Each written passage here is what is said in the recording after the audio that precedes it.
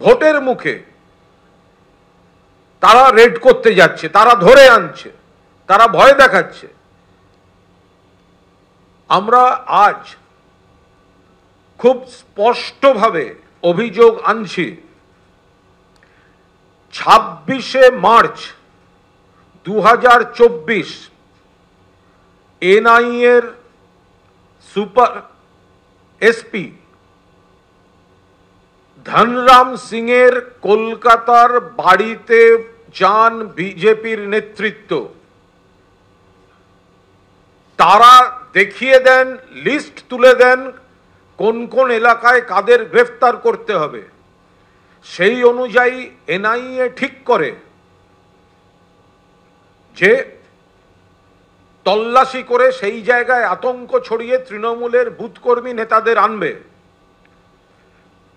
26শে March সন্ধে 6:30 এনআইএর SP Dhanram Singh এর new টাউনের বাড়িতে এন্ট্রি নিয়েছিলেন বিজেপি নেতা জিতেন্দ্র তেওয়ারি।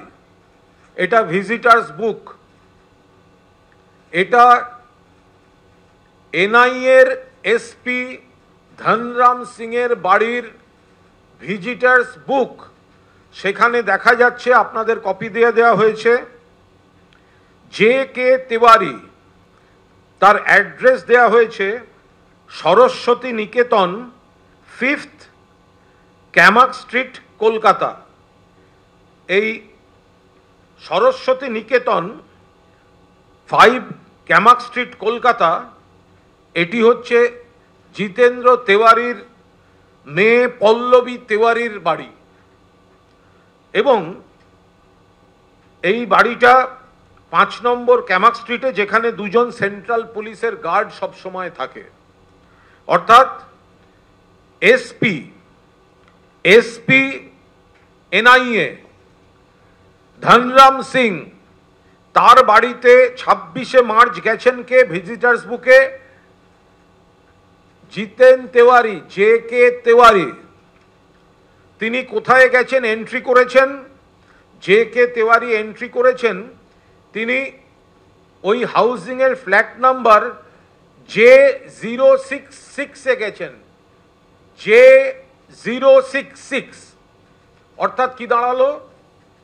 ইলেকশন ঘোষণার পর বিজেপির নেতা জিতেন তেওয়ারি এনআইএর এসপি ধনরাম সিং এর বাড়িতে গেছেন। কটার সময় গেছেন? অফিসে যাননি, বাড়িতে গেছেন।